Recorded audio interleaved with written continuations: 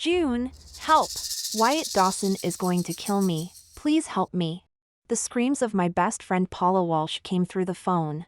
I looked dazedly at my anxious husband standing in front of me. June, are you deaf?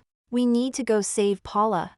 My husband, Shane Butler, grabbed my arm and pulled me towards the door.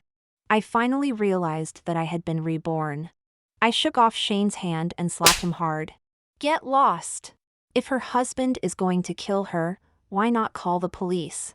Shane was stunned and shouted angrily at me. Do you have any conscience?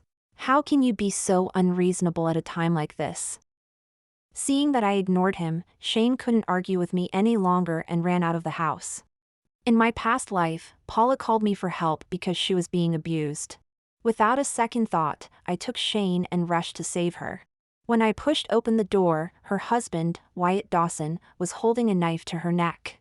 Shane's eyes were red with anxiety, shouting for him to put the knife down. I forced myself to stay calm and started persuading Wyatt. Wyatt finally let go of Paula. But just as Paula was freed, I was pushed out with a force. I lost control and collided with Wyatt's knife. Wyatt was triggered and stabbed me repeatedly. The last thing I saw was Shane running out with Paula in his arms. Afterwards, my soul lingered for a long time. I watched as Shane took over all my assets and moved Paula into my house. They hugged and kissed under my wedding photo, doing all sorts of disgusting things. When my parents found out about Shane and Paula, they confronted him. The two old people were beaten by Shane until their heads were bleeding, and Paula insulted them. You old worthless people, your useless daughter deserved to die. My father was so angry that he had a heart attack and collapsed, and my mother cried beside him. Drawing my thoughts back, I rushed to the bathroom and washed my face.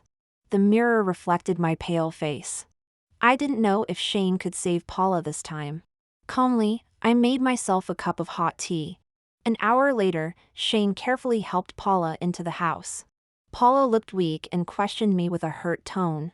June, I almost died. As my best friend, you didn't come to save me. I'm really hurt. Tears immediately welled up in Paula's eyes and she started crying. Seeing his lover wronged, Shane wouldn't stand for it. I tell you, June Owen, Paula must stay here to rest today.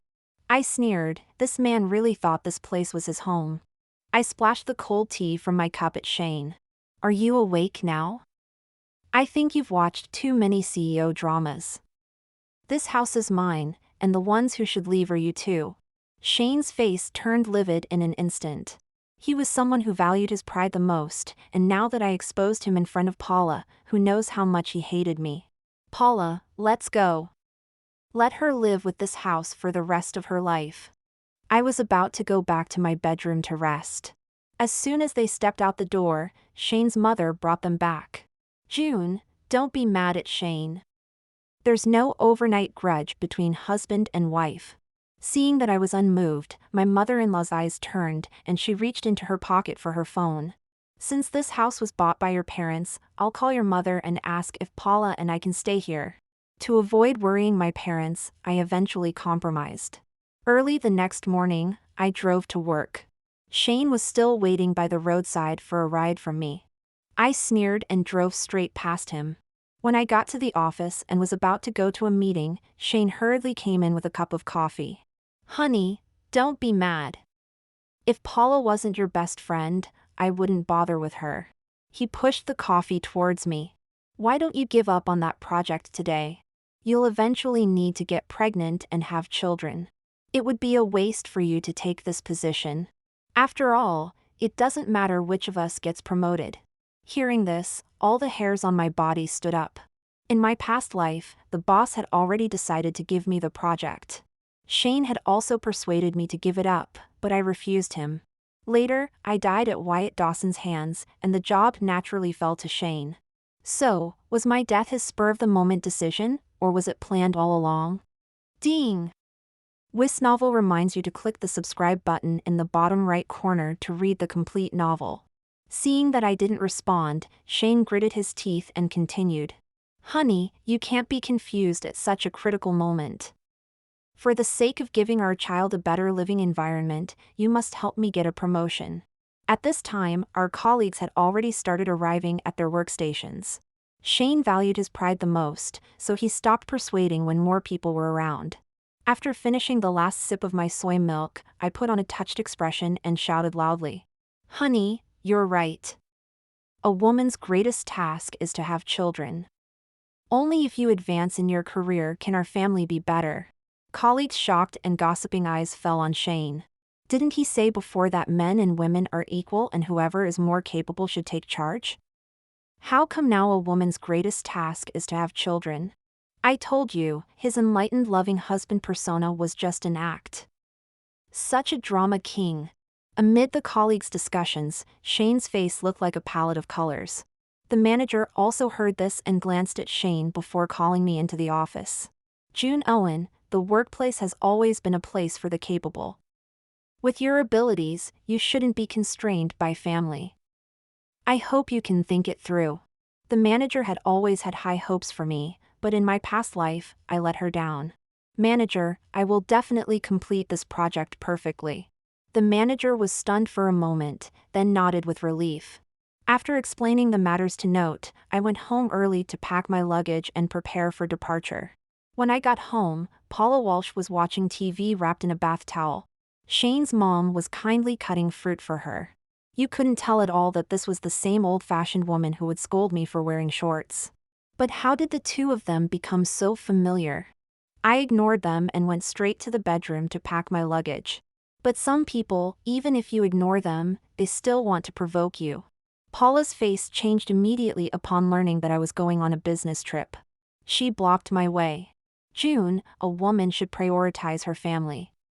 If you go on a business trip, who will take care of Shane and Mrs. Butler?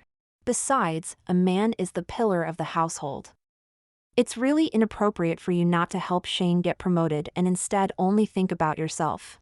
Paula looked as if she was thinking for my sake, and Shane's mom, Mrs. Butler, kept nodding.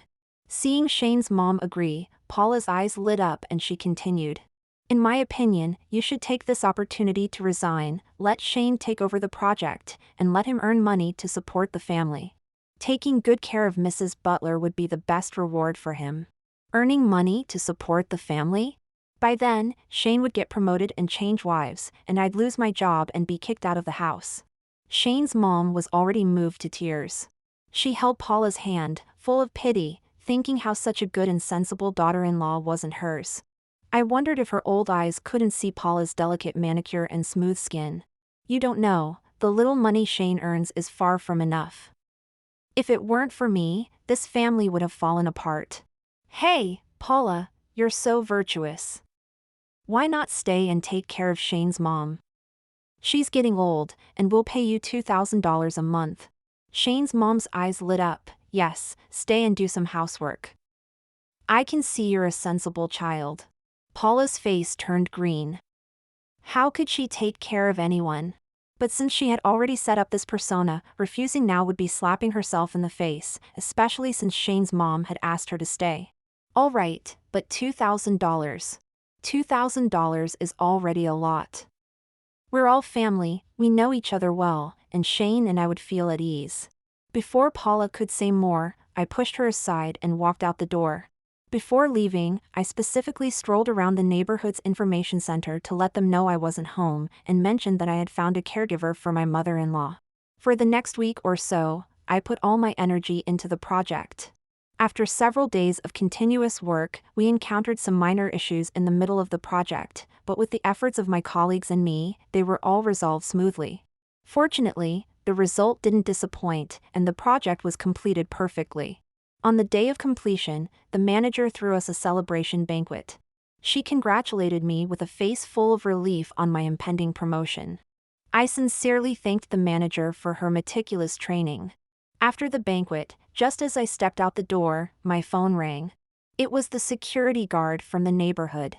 "Miss Owen, there's a man trying to enter the neighborhood. He says he's your friend." A man wearing a baseball cap and dressed in black squatted by the wall. Seeing his face through the car window, I couldn't help but shiver. This was the first time I saw Wyatt Dawson since my rebirth. He finally came. All my preparations were worth it. Paula and I were college roommates, but I hadn't seen Wyatt much and knew little about him. My impression of him was only based on Paula's words, the wife beater. But I always felt something was off. I shrank in the car, quietly watching the surveillance on my phone. With Paula's personality, she would never be content being a nanny. This week, she tried her best to seduce Shaner, and Shane was so infatuated that he persuaded his mother to leave. With their desires satisfied, the two quickly went into the bedroom. Paula wore my nightgown and flirted with Shane. "Shane, do I look good in June's clothes? That woman can't compare to you. Just looking at her makes me sick." Role-playing? These adulterers are quite creative. Before getting out of the car, I called Shane's mother and told her there was an urgent matter. A family should be complete, especially with a big show about to start. Wyatt Dawson's eyes were bloodshot, and he looked haggard. "You're here to pick up Paula, right? She said she missed you a few days ago." "Really? Did she really say she missed me?" I knew Paula wouldn't ask for a divorce. He lifted his head full of hope. I nodded sincerely. "Let's go, I'll take you to Paula." I led Wyatt towards the community. As we passed the information organization, a woman reached out to stop me. "Hey June, you better watch out for that little nanny of yours. I don't think she's a good person." I smiled indifferently. How could that be? "She's my good friend." Seeing I didn't believe her, the woman got more excited. She looked around at the other gossiping women. "Good friend, huh? Your mother-in-law was kicked out by your husband on the third day, and your husband hasn't left the house with her for several days. Alone together, who wouldn't believe something's going on?" I forced a stiff smile, my steps clearly flustered. Wyatt asked me if the nanny the woman mentioned was Paula Walsh. I didn't answer, just kept walking home. I looked completely lost and dejected. But I was just afraid I'd laugh if I walked too slowly. As soon as we entered, we saw clothes scattered all over the floor. From the bedroom came Paula's coquettish laughter and Shane's greasy voice. Wyatt and I exchanged glances, and I could see his shock and breakdown clearly. I rushed over and pushed open the bedroom door, revealing two entangled persons on the bed. Shane reacted quickly, hastily covering himself. Seeing me, Paula paused but then provocatively leaned into Shane's arms. But when Wyatt's face appeared, her face instantly turned pale. Wyatt stared unblinkingly at the two naked individuals. Crying and cursing, I raised my hand and slapped Paula and Shane each once. "You scumbags! How could you do this to me? Are you even human?" Paula screamed and hid behind Shane. Taking advantage of the moment, I scratched Shane's face several times. At this moment, Shane's mother also arrived. Seeing the scene, she turned around and tried to stop me. "You've got some nerve hitting my son. Which man doesn't stray? Just put up with it, and it'll pass. Don't make a big deal out of it." Wyatt Dawson, finally coming to his senses, said nothing and reached out to grab Paula. "Paula, come home with me." Paula shook off Wyatt's hand, no longer hiding her disdain. "Home? Let's just part ways amicably. You can't even support me. Just let me go." Wyatt's eyes turned red, and he tried to grab Paula again.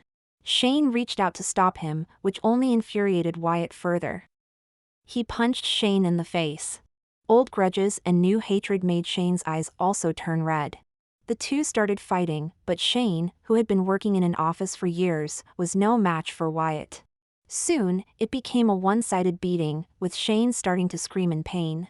Seeing her son being beaten, Shane's mother immediately got up to intervene. Paula, still disheveled, also joined the fray. But when Wyatt saw Paula's disheveled clothes, his eyes turned red with anger. He pulled a knife from his pocket. "You wicked woman! How dare you betray me? You both deserve to die." Wyatt's eyes were full of hatred as he raised the knife high, the blade gleaming coldly. I screamed and immediately ran into the guest bedroom, locking the door behind me. From the living room came Paula's terrified cries, Shane's pleas for mercy, and Shane's mother's painful screams.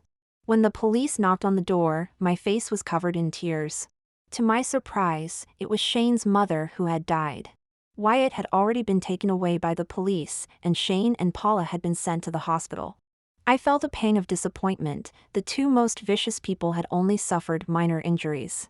When I returned to the neighborhood after giving my statement, my neighbors looked at me with sympathy and pity. The story of Shane and Paula being chased disheveled by a man had spread throughout the neighborhood. There were even pictures circulating in the community group. The woman who had spoken to me before stopped me again. "June, you really have bad taste in men. That scumbag and that woman were running around disheveled, and everyone saw them. It's simply disgraceful. Don't be too sad. You're young and beautiful, you'll find someone better." I nodded with a heavy expression, but inside, I was overjoyed. These two scumbags had finally become infamous. In this age of advanced technology, it wouldn't take a day for their videos and pictures to spread all over the internet. I wondered if they could still stay together. I walked lightly, ready to pack my bags. Until I met my parents, who had rushed over after hearing the news. "You silly girl, why didn't you tell us anything? Don't you know how worried we were? What would we do if something happened to you?"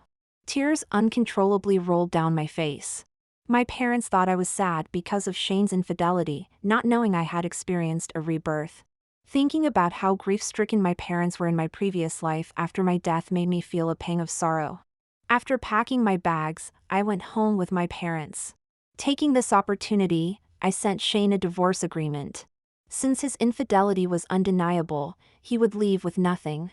But whether it was dissatisfaction with the division of assets or something else, Shane never responded.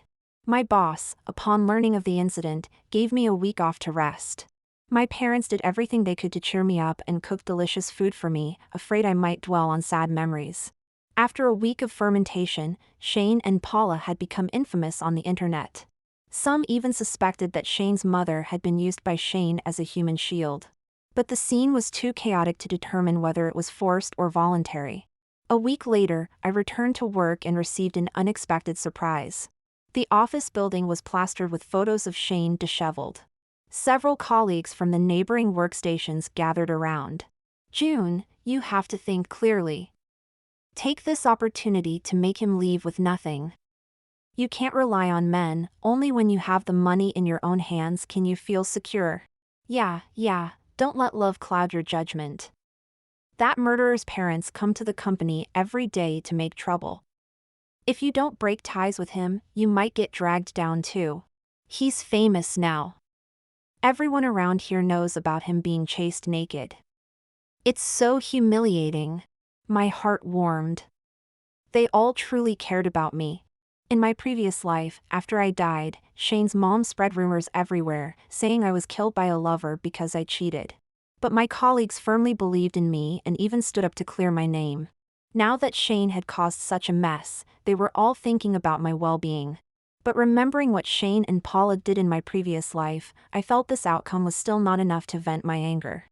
At this moment, Shane came out of the manager's office, dejected. Now he had lost all pride. The news of him being chased by a lover's husband after cheating had spread throughout the company. Wyatt Dawson's parents came to the company every day to make trouble, hitting and scolding Shane, even throwing rotten eggs at him. To avoid further disruption, the company decided to fire Shane Butler. Seeing me, his eyes lit up. He wanted to say something but hesitated because of the colleagues, so he came over to try and take me outside. Several colleagues quickly stood up to block him. "Get lost! Don't you know what you've done? How dare you come and bother June? You used to act like a loving husband. It's disgusting. Did you enjoy being chased disheveled?" Shane's face turned red, and he angrily shouted with a stiff neck. "Mind your own business. This is our family matter, stay out of it." I bit my lip, feeling guilty as I pushed away the colleagues in front of me and reached out to slap him. Under their disapproving eyes, I followed Shane out. At the stairwell corner, he suddenly knelt down in front of me with a thud. "Honey, I'm sorry. It was Paula Walsh who seduced me. Please forgive me, okay? I love you the most. Paula wore your clothes, and I mistook her for you because I was drunk. It's all her fault. I promise it won't happen again." Can we just live a good life together? Shane had dark circles under his eyes, and his face was full of exhaustion. Looking at him, I only felt nauseous inside. I remembered their arrogance after my death in the previous life. A plan started to form in my mind. After forcing myself for a long time, a tear finally fell. I don't want to talk about this now. You should leave. This aggrieved and reluctant look gave Shane hope. He wanted to hold my hand, but I turned away. He awkwardly said, "Honey, how about we have dinner together tonight?" To make amends, Shane spared no expense. He prepared this dinner more meticulously than his proposal. Someone in the restaurant recognized Shane and kept looking back at him. Shane tried to appear calm, but his tightly clenched hands betrayed his anxiety. He knelt in front of me, holding a bouquet of roses. "Honey, I'm sorry. I know I was wrong. Please don't leave me. I'll spend the rest of my life making it up to you. Can you give me a chance?" I neither agreed nor refused. People around started whispering, and some even took out their phones to record. I had someone record the video of Shane kneeling and begging for reconciliation. Once I got the video, I pushed Shane away and walked out. As soon as the video was sent to Paula, several disgusting messages came through. "Even if you sleep with him, it doesn't matter. He still loves me. You'll never beat me." I immediately blocked her after that. Over the next month, Shane frequently asked me out, trying to earn my forgiveness. Today he bought a bag, tomorrow a necklace. Soon, he had almost spent all his money. Shane seemed to realize I was playing with him, but he didn't dare give up the chance. With his current reputation, he would have nothing if we divorced, and he lost all his assets. As usual, I sent a photo of the bracelet to Paula Walsh. The continuous flaunting drove her mad. As expected, she started cursing me. When she couldn't get a response, she began calling Shane. Shane put his phone on silent, looking up to meet my mocking gaze. "Aren't you going to answer? Maybe she has something urgent." Realizing I wouldn't let it go unless he answered, he reluctantly picked up the phone. Paula's questioning voice immediately came through. "Stop calling. We're done." Unexpectedly, Paula's next words took things in a more interesting direction. "Shane, I'm pregnant. It's your child." One sentence made Shane's face turn pale. I propped my head and looked at Shane, honestly curious about his choice. Would he go back to Paula and the child, or stay with me for the money? Shane only hesitated for a second before making his choice. "Just have an abortion. We have nothing to do with each other anymore. The one I love is June Owen. Stop bothering us." Apparently not expecting such a reaction, Paula's scream came through. "Shane Butler, you're not human. How could you say that to me before?" Shane held the phone away and pressed the power button to turn it off. I had to admit, I admired Shane's ruthlessness. In the previous life, he had been willing to kill his own wife for money. In this life, he was willing to abandon his child for money. He was truly a beast. But it was just as well, his ruthlessness would eventually become a knife that would stab him back. After this incident, my attitude softened a bit. Maybe it was because Shane thought I still had feelings for him, he started asking me to meet him at hotels. The more he did, the more disgusted I felt towards this man. I took screenshots of the messages and sent them to Paula. The path was laid out, it was up to Paula to decide what to do next. The next day, I received a call from a friend, asking me to watch a live stream. Paula Walsh sat in front of the camera with her hair in disarray. The comments were filled with people cursing her and Shane, but she sat there expressionless. It wasn't until I entered the live stream that she started to react. "June Owen, do you think you're really that charming? I'm carrying his child, yet he still doesn't want me. He clearly said he loved me, said he would marry me. It's all because of you, you wicked woman. Why are you standing in our way? Why don't you just die?" Paula became more and more hysterical, even standing up and shouting at the camera. With her movements, Shane, who was tied to a chair, was revealed behind her. The comments section exploded. "Oh my god, what is this? Live streaming a kidnapping. Looks like she's going to revenge this guy. He doesn't want her, so why keep him around? She's ruthless. I typed, Paula, let Shane go. What exactly do you want?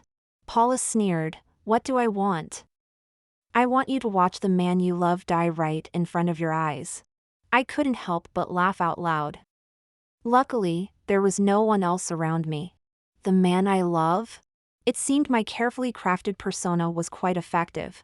Paula was ruthless too. She landed a direct hit on Shane's arm. Look closely. If I can't have him, neither can you. The pain woke Shane up, and he was stunned by what he saw. Are you crazy? What are you doing? Let me go. Let me go, you wicked woman. The comments were filled with people kicking him while he was down. Is this the guy who ran around disheveled with his lover? What's this new drama?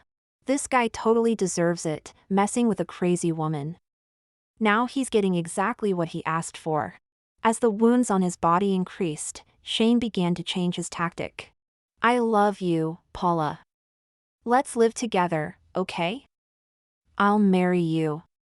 We'll never be apart again. Shane looked genuinely sincere, but Paula laughed hysterically at his words. She wiped the tears from the corners of her eyes. Too late, Shane.